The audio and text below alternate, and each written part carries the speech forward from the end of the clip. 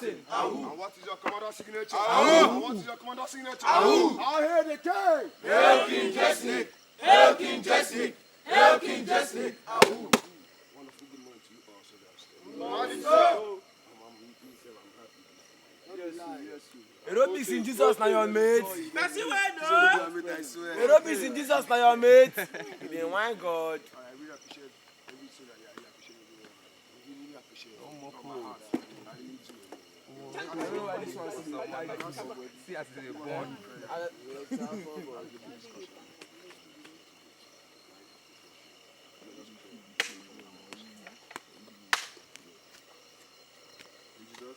Amen. Kuluma, kuluwewe. It's the Jungle Surge.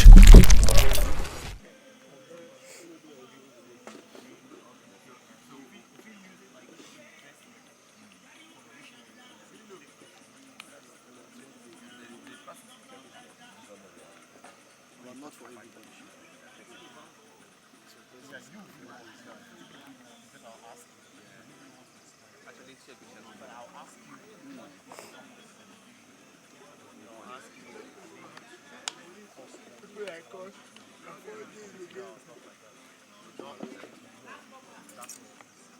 Go beat and kill them, make my good.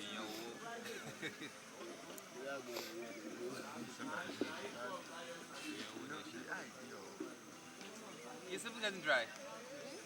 Almost dry. Remove that horn now. Which guy horn? You regret it. You don't do assistance to Babalawo before. Big mighty score like 90. Big one. He said we shoot people there. Trespasser.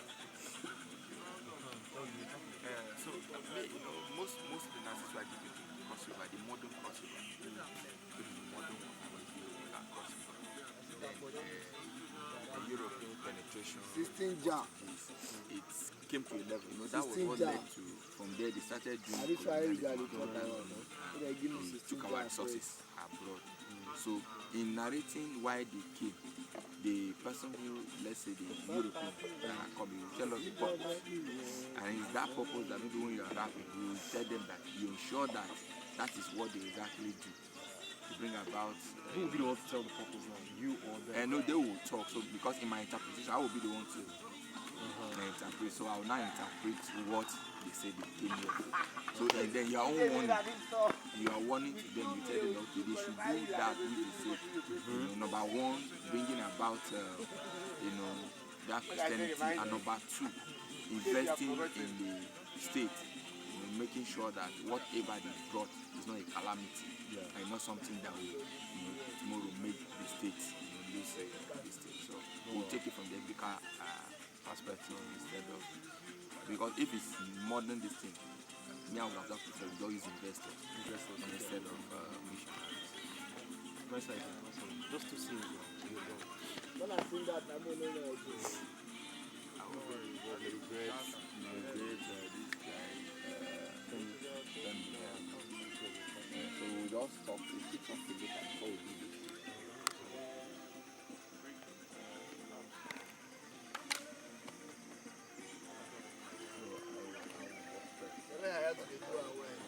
So we will now leave the modern, the ancient and contemporary. You understand? You're talking. In your mind, you're acting. What you're calling actually exists, and your hand remains like that. I'm going to Father forgive me. Now Jesus, I know what I do. Now acting at the actor. Ogo! That boy called Femi has offended the gods of Allah. Ah! Come and bring me. I need his blockers. I need his I blockers. wish these guys around. Casey. All this team, the prince, no, the prince too good for that. Yeah. Okay. Casey, you say, he go hear me. So, I always beat God. you just want die for your people. No worry. Last time, I no can go die really for the movie. Oh God.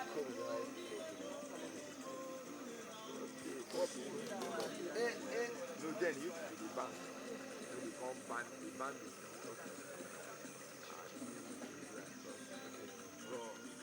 No need for hunting, God.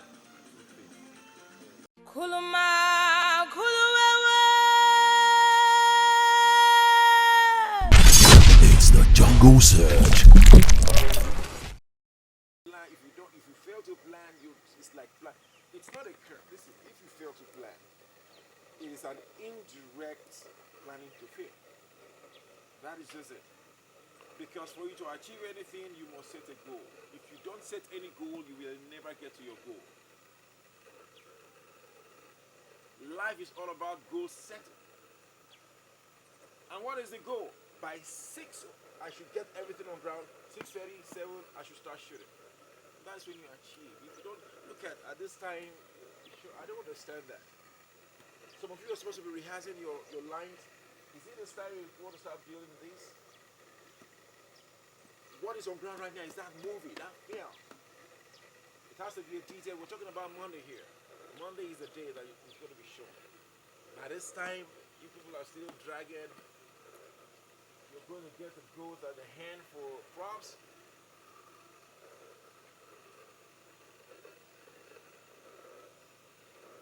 I don't understand. I don't understand how you guys plan your stuff. I don't understand how you guys plan your stuff. But I will shock you because the truth is, we look how the things are going. We don't mind canceling the whole stuff. But because of the integrity of the management that has gone far and wide, we've pasted everything, then we know what to do. We know what to do. Because this task, it seems it's so heavy and so hard and so tedious for you guys to handle. That is the way it seems. You guys cannot handle it. You mean under 5 days? It's a task. Task does not mean something you must be comfortable to do. Task is pushing you to the extreme, out of your comfort zone, and achieving something great in a little time. That is task. Task, T-A-S-K. It means it's not the usual. For example, if I say, go and fetch water, it's not a task. You can take your time. You can take whatever thing that's going to be comfortable. But when I say, now this is your task, go and fetch water and fill this drum in 2 minutes. So because it's a task, you run like a mad lion. Fixing it. But if there is no, now listen, when it has to do with task, it is timing. Am I right? Yes, sir. Anything that is task must be timed. That would like you to know, we know as filmmakers, you take your time to shoot movies. You know, if you want to get something standard, you take your time. You can take a week, a month to shoot just 30 scenes, just to make it solid. But because we are saying, okay, this shoot time, because it's a task. I want to show the world the task that came from you and what you guys are capable of doing. So dragging to achieve this movie does not make sense to me. Because you guys are not taking it as a task. But it's a task. If it's as a task, in fact, by 6 you get all the props here. 7, so by now you're not supposed to be looking about. By now you're supposed to shoot.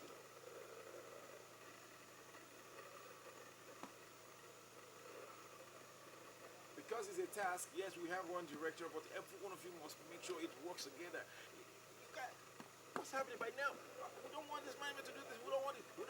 We have to do this. Everybody puts everyone on their toes. Because it's a task. But you guys are not seeing it as a task. That's what I see.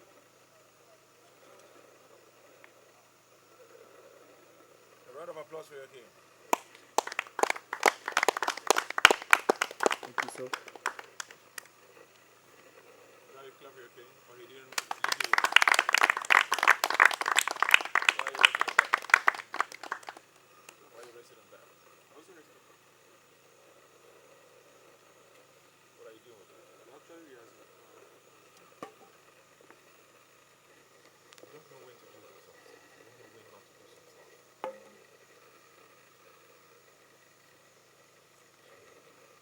You guys are still crawling. I thought by now I should be talking less. You don't know when to do some stuff. You don't know when not to do some stuff. When you are coming over here, it's a different ball game entirely. Whatever you do, I should be teaching you at this time. This is the longest time to start teaching you anything.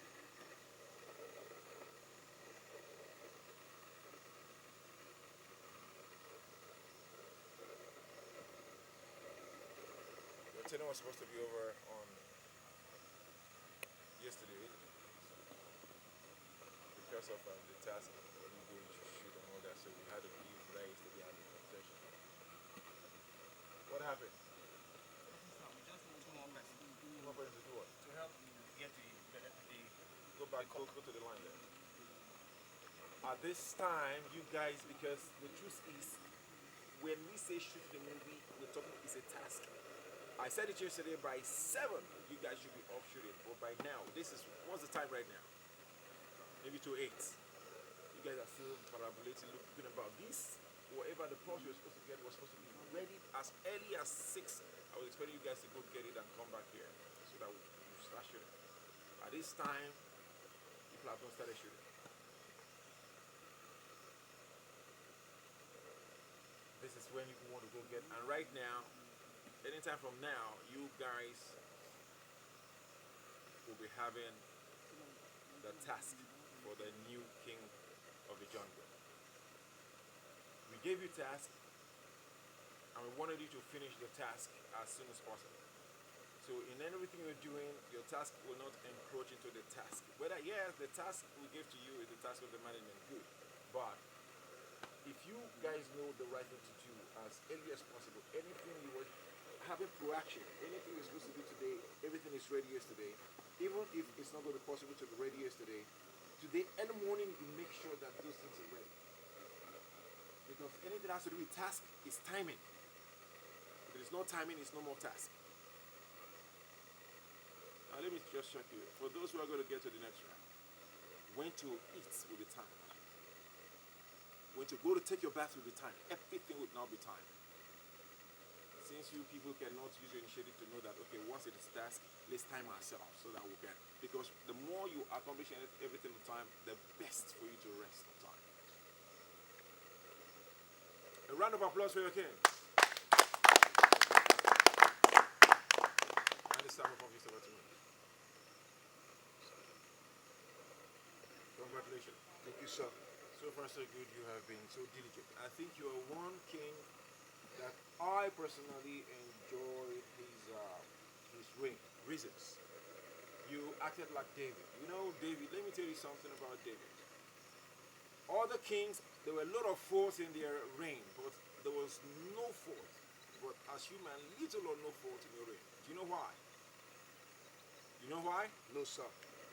If you do like this, man, then I'll ask you to spell it. No, sir. Wait now, first. I said, do you know why you did like this? So can you spell it? No, sir. Sometimes you people don't know what to do and how to do things. Do you know why he did not fail? If you read the holy book, David was the only man who was inquiring after God, or inquiring from God how to take a step, how to go about things. Oh God, how do I go about it? The enemies are coming. Should I pass through the mountain, or should I go over the mountain? Or how many soldiers, when God says, okay, go over the mountain, how many soldiers do I take? David always inquired from God, and he never made any mistake. And if you could read his account, he never lost any battle. The only time he lost the battle was when iniquity went on in his house. So, but during those periods, he never lost any battle. And there's something profound about your leadership. You are always asking, even if you want to go to the toilet, you will come to me. Sir, permission to go to the toilet. Even when you want to eat, sir, permission we want to eat. Even when you want to go to fetch water, sir, permission we want to go. Everything he inquired. He inquired over everything, and while you're doing that, you were not disturbing me, but I was in my heart, I just said, okay, I think this is a true leader, because every leader is a good follower, technically. And every leader should be so careful not to make any mistakes. And I enjoyed that reign because you cannot know if you do not inquire. And for this, it's a very big commendation on your part and your leadership so far. Thank you, sir. And let that spirit of remember in my secondary school days, crazy. I could remember other people, they were, their remarks. I could remember my secondary school, what was that? And you know what they wrote in my remark, the commendation, I can't, because I was hurt. Was it? Yeah, secondary school. I was hurt. They wrote, always inquisitive. And I was like, what? I didn't get that because I could remember a mathematics teacher lost his job because of me. He lost because it was private school, lost his job because of me. Why? How did you arrive at this? How did you? To the extent that at the time when it comes to his class, he walked me out because I made him look as if he never knew what he was doing. There's a mathematics teacher, they just go cram the textbook and they come, everything they just cram. But I was detailed.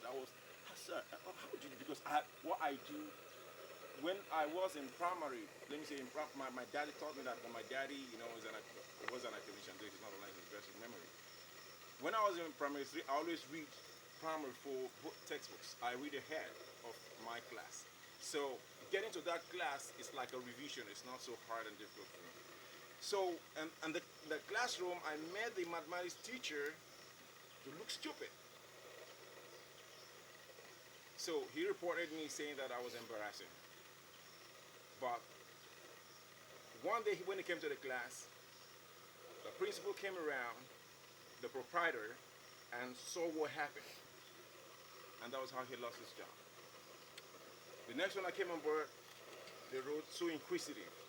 To me, I felt it was an insult. But then, I'm a detailed person. That is why if you don't ask questions, I see you as you're not willing to learn and you're not ready to know. Everybody asks questions. Do not do things because you want to do them, because you might fail. You never can tell what might be required of you. So for that reason, I say congratulations in your reign, in your leadership. That was commendable, and keep that spirit of inquiry. Thank you, sir. Keep it up. Thank you, sir. It pays. And I tell you, with that spirit of inquiry, you will never be behind. You can never be beclouded. You can never be behind because you will always know. It is better to ask questions than to be silent. Those who are silent without asking questions, there is no difference between them and those who don't read. Because the more you ask questions, the more you know. A round of applause for him once more. I want 3 people to come and some words of commendation to him. 3 jungle soldiers.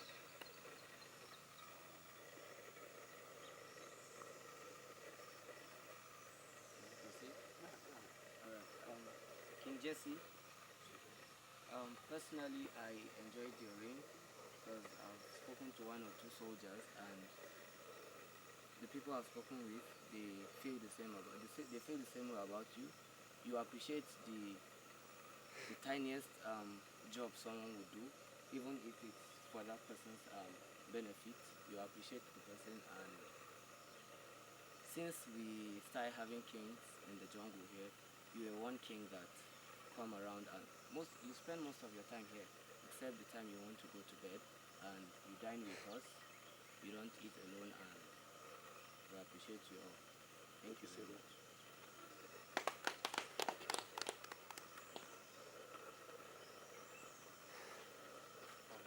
King Jesse, personally, I really want to appreciate you for your acts of kindness.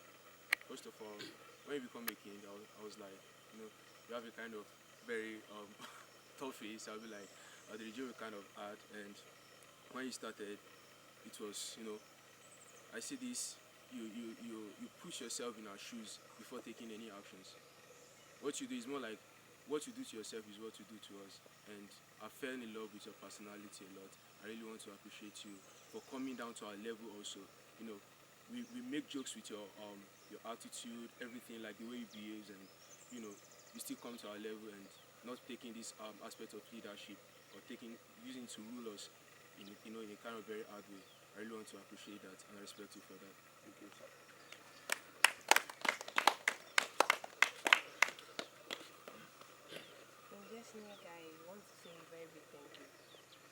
from the day you started doing acting king till today. You're one king I've not seen got angry, despite whatever. Even despite when we make jokes of your words. And you're one true king who looks out for everybody. Even ask how we're doing, hope we're good. Even when we don't eat, you still want to go to extra mile to see that you make that possible. Like, I really appreciate you. And may your good works continue to favor you. Thank you, Suda. Alright. Okay. Your last appreciation to your Jungle Soldiers. Jungle soldiers. Yes, sir. Jungle soldiers. Yes, sir. What are you? Jungle soldiers, sir. What are you? Jungle soldiers, sir. All hail the oracle. Hail thee the oracle. Hail thee the oracle. Hail thee the oracle. All hail the general. Hail thee the general. Hail thee the general. Hail thee the general. All hail the captain. Hail thee the captain. Hail thee the captain. Hail thee the captain. And what is your commander signature? And what is your commander signature? All hail the king.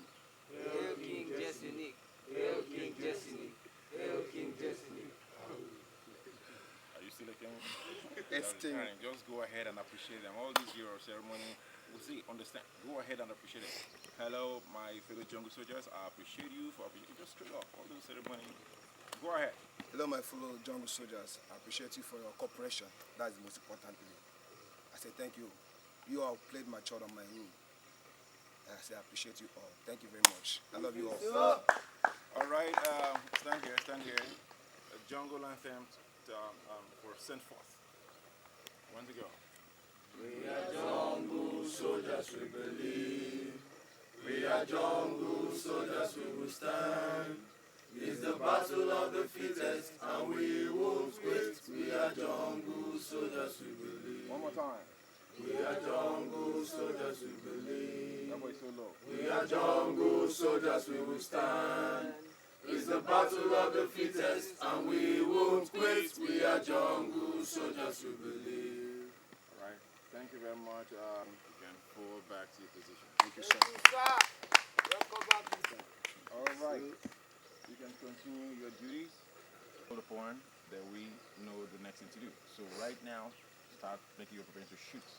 People have wasted so much time.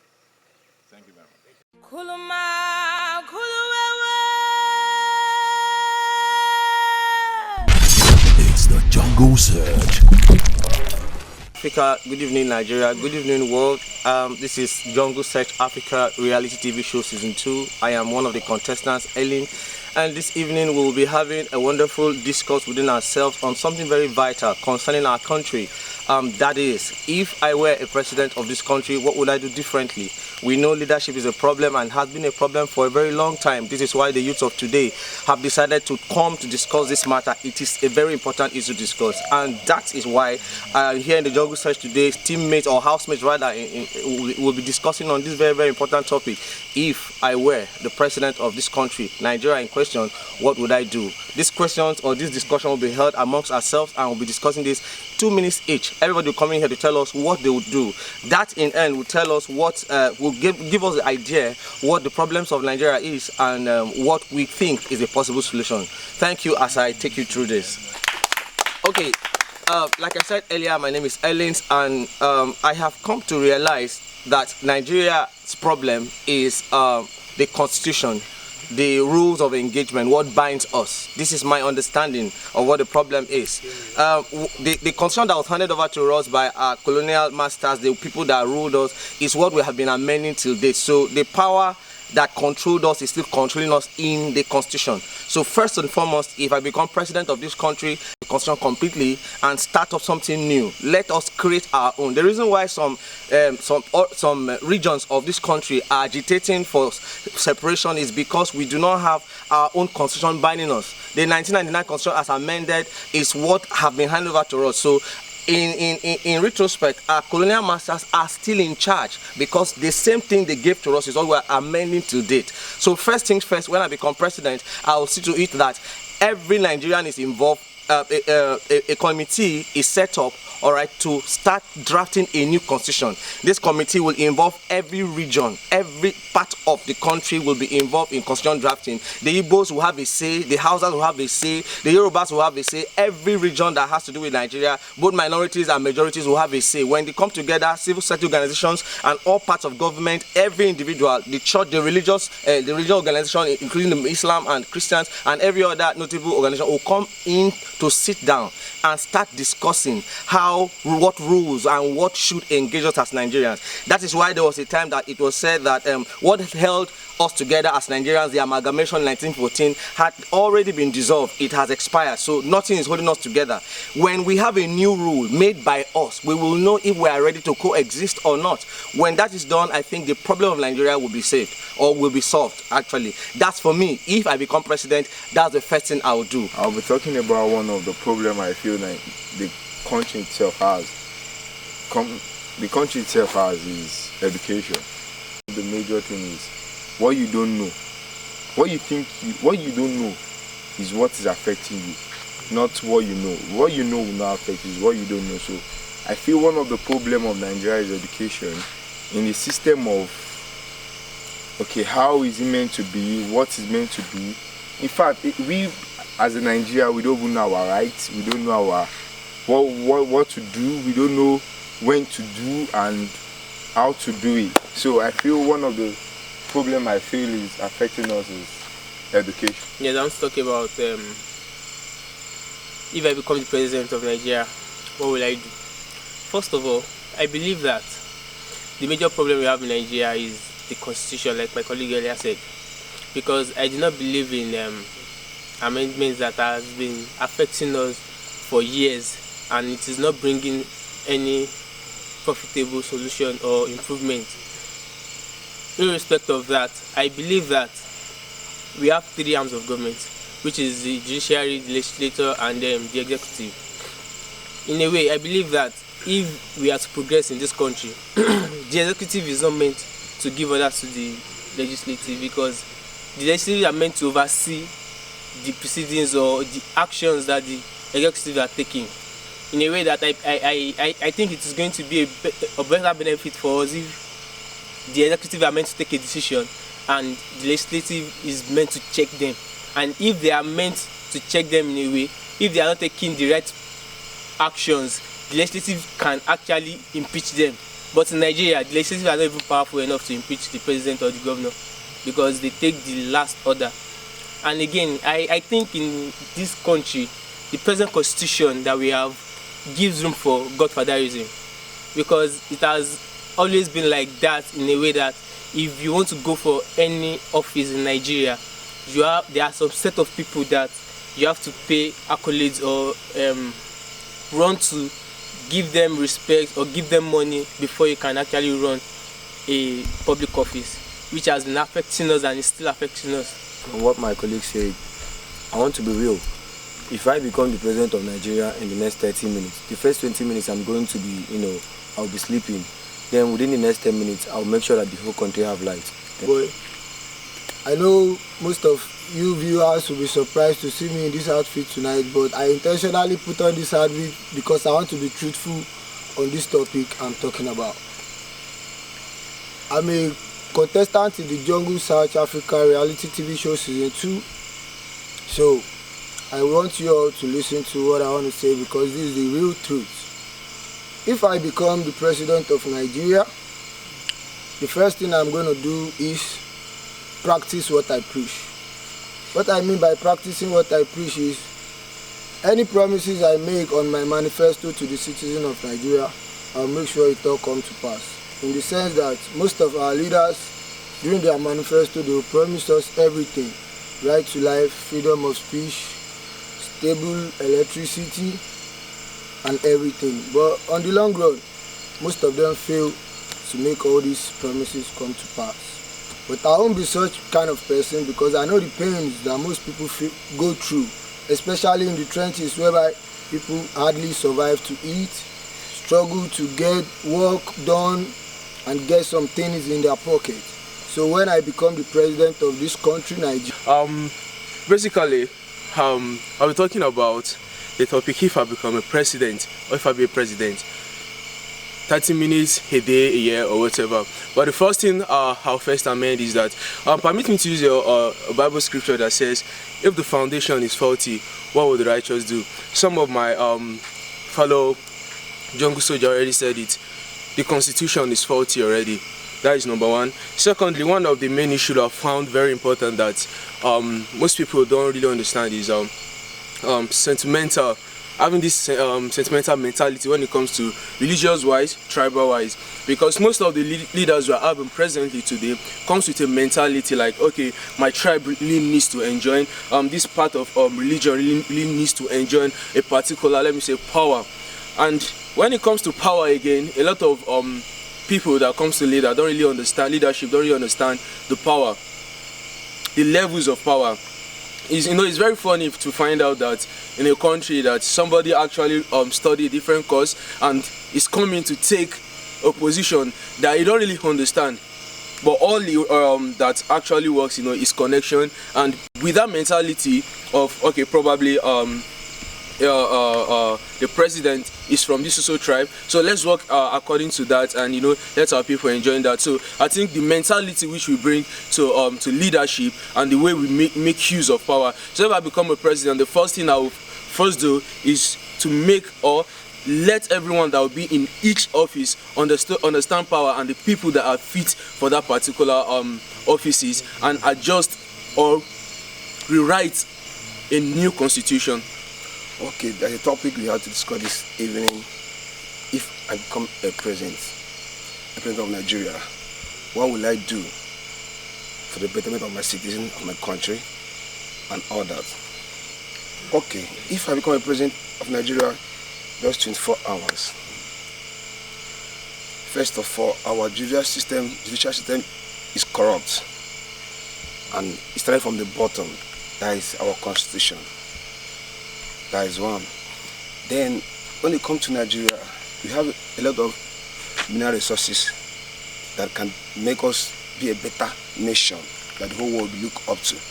But then, we abandon our main mineral resources being agriculture and focus on oil, which is why I think that's why Nigeria is going backward. And oil is kind of been fading out, and Nigeria still stick on oil, and which you have a lot of mineral resources, cocoa, palm oil, gold, and others that we can invest in. But no, we all focus on oil. If I become a president, I'll make sure I bring back agriculture to every rural area, every state. That is true. And then another thing I think that is another problem of Nigeria is tribalism. And why that tribalism is why affecting Nigeria again, because when you go to some part of north, they have another law called Sharia law, which other part of country also practice the same law Nigeria is practicing. But inside that Nigeria, other part of country is having another law called Sharia or whatever they call it. And so it's making people, other places say, no, we are not the same, we are not the same. Then when other people from other tribe has an idea that will better Nigeria, they say, no, we are not the same. I rather keep it to myself, I rather keep it and let this country divide and order. But if I become a president of Nigeria, I will make sure that we all citizens of Nigeria use the same law in quotes. Not that we this one have, this one you have, this one you have. And again, if I become a president of Nigeria, I will make sure that electricity goes back to individuals is not being the owner of electricity in Nigeria or other state. The way I see, the way I already read about a number of other states, let me just mention any name of the state. But right now, I think that most individuals, the billionaires or whatever they call themselves, are already bought about electricity and having it by self. But if I become president, I'll make sure his government is handling it. What I'll do if I become the president of Nigeria? Well, corruption has been a very big disease in Nigeria, we all know. And on the verge of trying to fight corruption, I probably would, talk about regulating power in different regions, stabilizing power. We all know that literally the northern region has the highest power when it comes to political play in Nigeria. And I'll try to regulate, power between the north, the west, and the eastern region. Basically, since these are the three central regions in Nigeria. And also, in 2015, I lost a friend and that was due to the bad health facilities, you know, in a government hospital. And it was really sad because going through this process, I thought about a lot of things. We all know how funds are being mismanaged, and when it comes to the health sectors, you know, facilities are being bought, but not the exact ones, and even a lot of money mismanagement scandals that we all hear about. And I'll try to do something, you know, when it comes to the health sector. Probably try and bring up a zero tolerance policy, whereby equipment will be bought and you know, put to use, and will end up saving lives. And literally, that is what I would do when I become the president of Nigeria. The theme of today's discussion is, what will I do if I become the president of, or what will I do if I become the next president of Nigeria? Okay, my fellow mates have been complaining corruption. Corruption is something you can't see, something you can't touch, it's something you don't know. So how do you tackle corruption? One, first and foremost, you have to change the mindset of the people you rule. Changing the mindset of the people you rule in the sense of telling a particular person that you're not greater than this person, you're not lesser than this person. This is what I do here. First and foremost, you can't rule Nigeria in one day. You can't rule Nigeria in 30 minutes. Neither can you rule Nigeria in 1 week. You need time. Time, okay. You create a confederal state in the sense that power is centered on the center. Then you share the power within the regions, which all regions return power back to the central yearly. Secondly, empowerment. We're all complaining of bad infrastructures, bad road, bad lights. You can't get all this when you don't empower the people you rule. Empowering the people you rule in the sense, you bring in private and public liability, in the sense that you, the government, can partner up with the private sector. You all can mix, have a mixed economy. You create funds. Mind you, Nigeria owes a lot. Through this, you can pay off your debts and you bring foreign investors to your country. Thirdly, your rule of law, your constitution. You can't use the constitution of the military to rule in democracy. It's never done. All you have to do is change your system of law. First and foremost, Nigeria is so well blessed, but it lacks leadership. In this case, I think the love of power have overcome the power of love, which in my own case, I would love us to review or put in thought. We should love ourselves more. We should love ourselves first, then love others too. Another thing is empowerment. We should empower our youth to become better. We should establish a forum to bring youth together across the country, provide basic amenities for them and the likes too. Another thing I would love to put in places. If I were to be the president of Nigeria, what will I do? First, we know all of the problems we have in the country. To get them all solved, there's just one thing we all have to do. It's called restructuring. What do I mean by restructuring?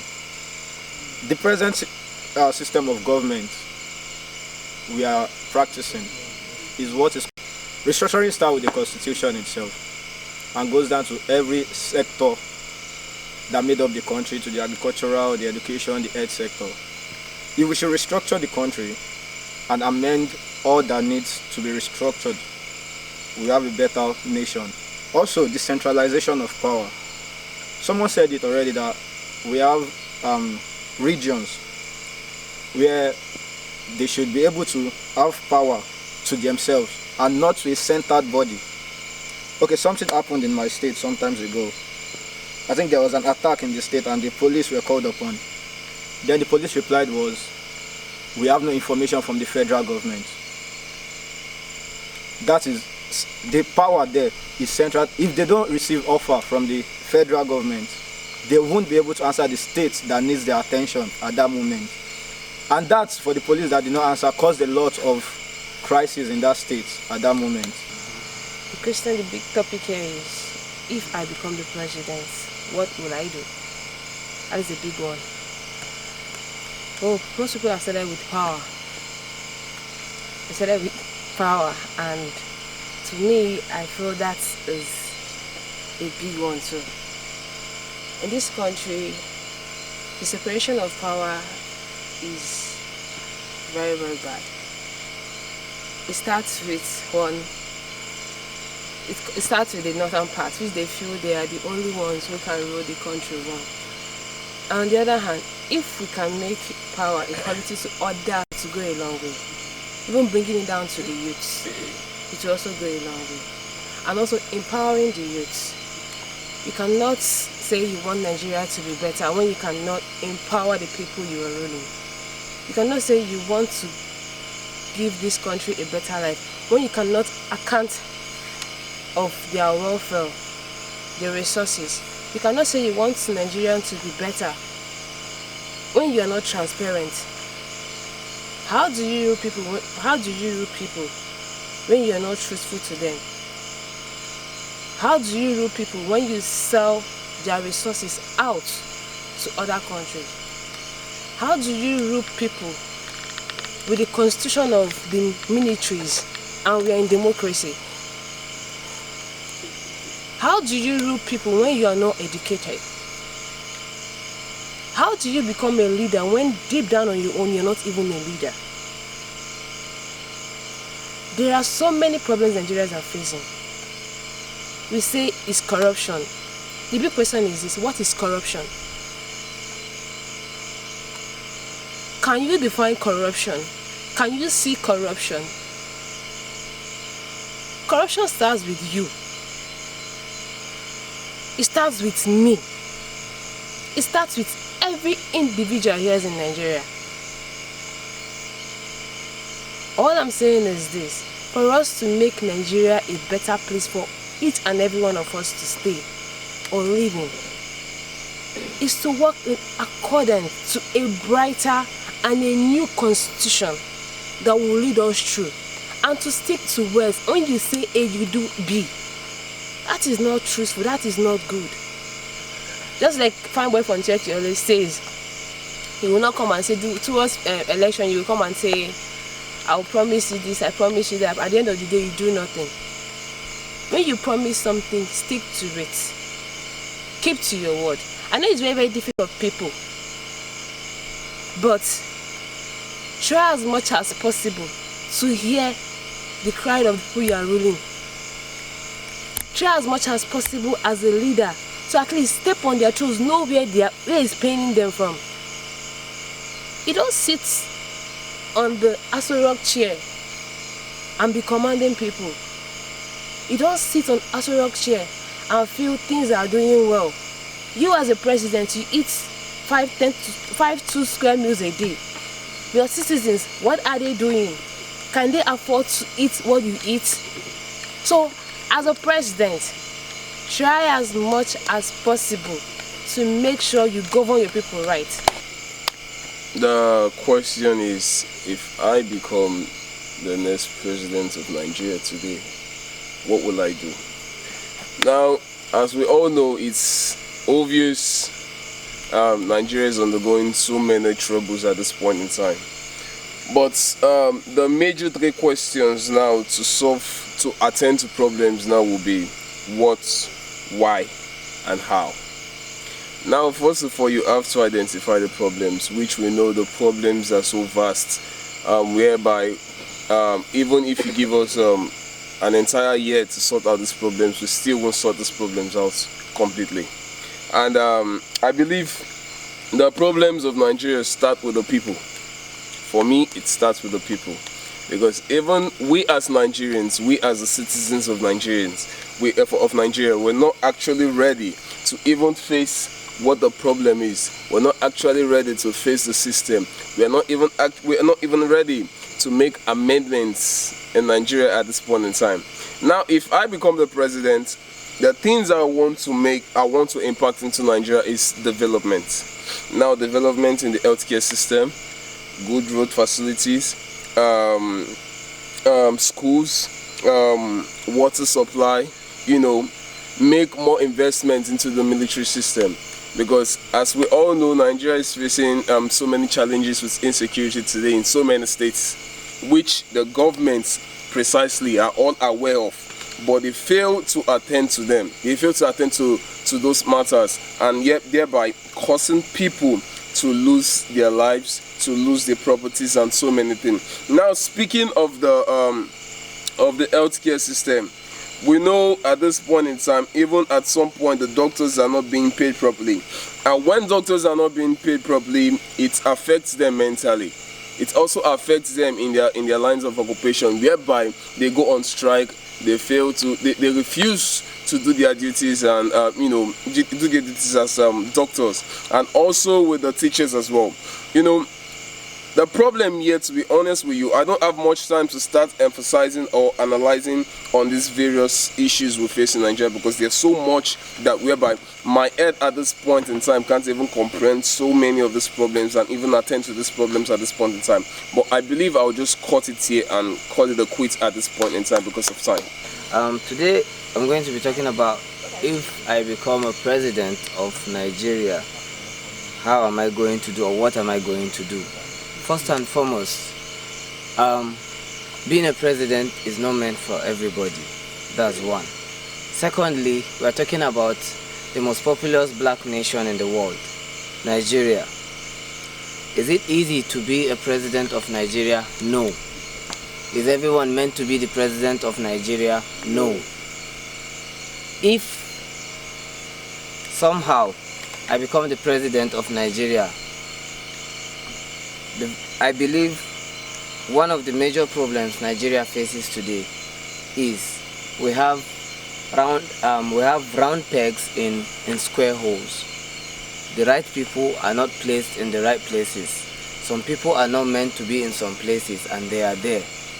If today, as a president of Nigeria, have I studied how to be a president of Nigeria, or I was there by chance? If I get to be there by chance, what am I going to do to try and see if I can learn to be a president of Nigeria? Am I willing to learn? So first, I'm going to put the right people at the right place. I'm going to surround myself with the right people.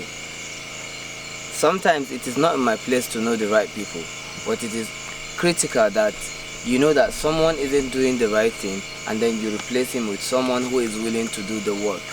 So I believe if the right people are placed in the right places, things are going to get better in Nigeria. So as a president, what I am going to make sure I do is put the right people in the right places. I am not going to put someone in anywhere because I know this person and I know he can't handle anything pertaining petroleum, and I take him and make him the Minister of Petroleum. That's disastrous. So my fellow contestants, I still stand on my ground. Putting the right people at the right places will solve the problems of Nigeria. Thank you. Now the question is, if I become the president of Nigeria tomorrow, what will I do? Well, that question is kind of hard anyway. Because one, I know that I won't be the president of Nigeria. But anyway, reasons. Because I don't like politics. I don't indulge myself in anything political. But if peradventure I become the president of Nigeria, the first thing I would do, just like every other person, I'll get my own share of the money first. And one of the places I will really look into is our security system, the police especially. Because in the place I stay in Lagos, as a young boy that is doing well, you're not even free to go out.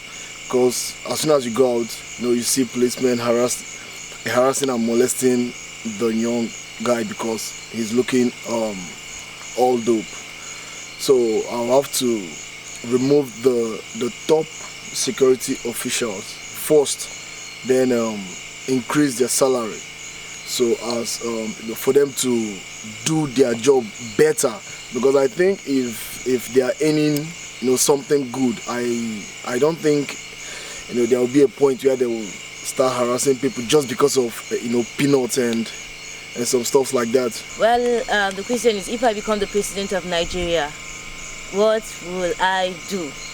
Okay, number one is I'll try and teach the people about peace, love, and unity first, because some problems we're having in this country is lack of peace, lack of love and unity.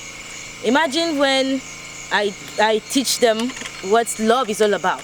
To love your neighbor just as you love yourself. Forget about tribalism, forget about religious matters, and let's love ourselves. So when you come to that, they will find out that being a Muslim or being a Christian or being an Igbo person or Yoruba person doesn't matter. What matters is we are one, and this is our country. There's no place like home. So that's one of the things I will face. And another thing we're facing again that I need to try and work on is foreign investors coming into the country. Sometimes when these foreign investors come into the country, they tend to take away the better things from us and leave us with nothing good. So sometimes I will look into the matter this way by trying to set securities. Yeah, you're coming into the country to invest and work, so you are going to be paid surely, but we have to check what you're doing, and we have to be sure that you're not ripping us from what is ours. So, and right now, I actually want to talk about the topic if I am given the chance to be the Nigerian president, even if it's just for a couple of hours. These are the things I would like to change. First of all, I'd like to invest in girls' education. I'd like to make sure that I try my possible best to realize that at the end of the day, the popular believe that girls are not supposed to be educated just as men are. I'll just try to make sure I change that and make it believable to the world that a girl has an opportunity to be just as educated as a boy. And also I'd like to invest in health and well-being of a Nigerian citizen. And I vividly can recall, if memory serves right, I recall my uncle being taken to the hospital, and at the end of the day he didn't find the medical facilities that were supposed to be there. At the end of the day, we lost him. Not just about my uncle, but friends and other people I've visited in the hospital that have lost their lives. All because the hospital is not well equipped as it's supposed to. So this is one of the things that I would like to change. And again, I would like to embrace economic opportunities and also encourage technology in Nigeria, and as well as change the electoral power of Nigeria and make it better than that. I'm here to talk about what I will do if I become the president of Nigeria, or which I hope to become, sometime, soon. To begin with, Nigeria, like we all know, like other countries, according to Onigo Otite, is a contraption. A philosopher and a writer in the African, you call the Occidental writers in the African region. Now, a lot of issues in Nigeria, we can't even start to do, to deal with them at once. Number one thing I would do, the very first thing I would do is to what I call the feeding bottle federalism, where states come to Abuja to share largesse in the name of allocation. I will put a stop to that. And will ensure, in the place of that, I will ensure that states and regions, just like a lot has been said about the unbundling the country and of course true federalism, I will ensure that states, regions go back to how the constitution, the country was formulated, from the foundation, where you develop at your own level, you tap your natural resources, and you pay due to the center, of course, like what happens, in other developed countries who practice true federalism. Now, true federalism is the unbundling, number one, of the structure, and number two, of the economic, activities. Now, of the structure, the autochthonous constitution, Nigeria, is supposed to have having their own constitution developed by themselves. They never had the opportunity because it was handed over to them by the British, you know, who, of course, now, according to the junta, who emerged much later, you know, after the 1960 coup and subsequent military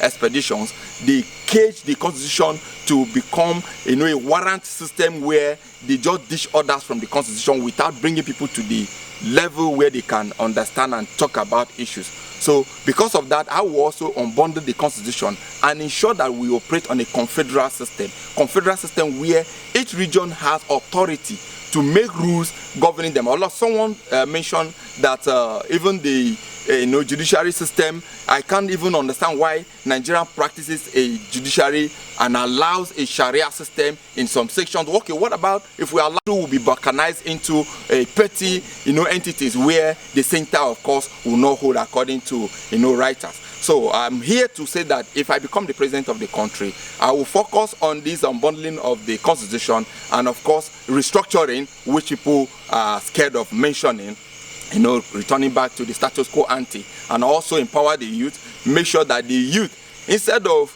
becoming the bearers of weapons during elections, will become the well-empowered youth through education, through economic empowerment. And I will put a stop to anybody who is a political office holder or a government official going abroad for vacations, going abroad for medical treatment. We will ensure that all those will be put in place. And I bet you, if this is done, Nigeria beginning from here will become a better place. I like to say something that I believe that the major problem we have in this country started from our parents' generation, because they are in government and they will never stand against anything. Even if they want to stand against, they will just murmur about it and not come outside to talk about it. And when my generation decides to talk about it, they won't even allow us. And I have discovered that ever since we got independence in this country, it has been a circle of persons that has been in government. So now I have a question. Is it going to be a sin for a policeman that goes to operate in a place where there is robbery? Is it a sin for a policeman to kill or attack a thief? No, it is not a sin. Yeah. Is it a sin for a soldier that is at the war front to kill his enemy? No. So is it going to be a sin for me to emerge as the president of this country and kill all the bad leaders in this country? No. No. Thank you.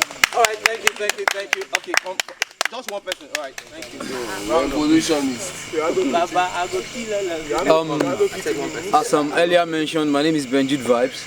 To round it up, I talked about regularization of power, within the regions in Nigeria, and I also talked about, the health sector, and also I would like to buttress on insecurity in Nigeria, because the security sector in Nigeria, we all know, is very corrupt at the moment, and it's very, very bad.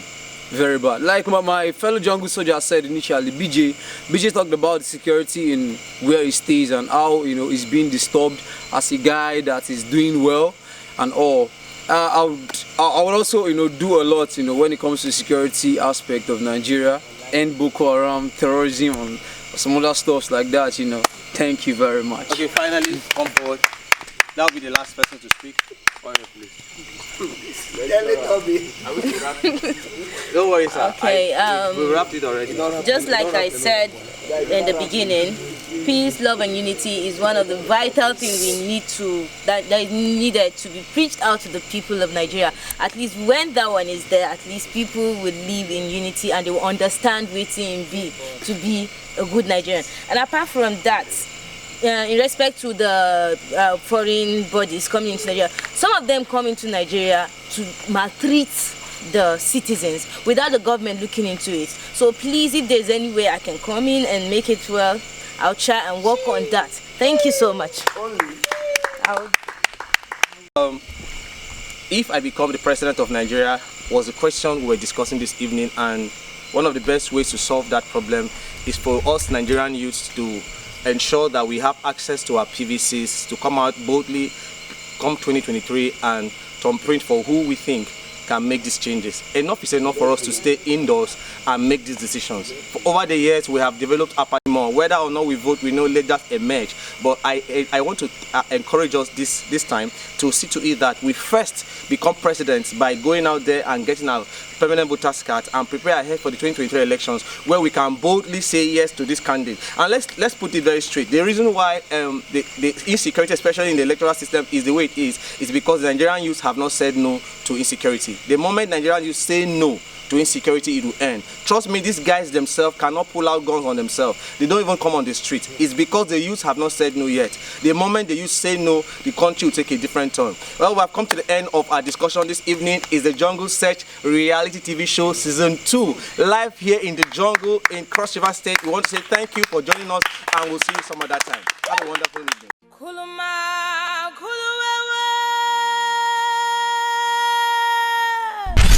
It's the Jungle Search.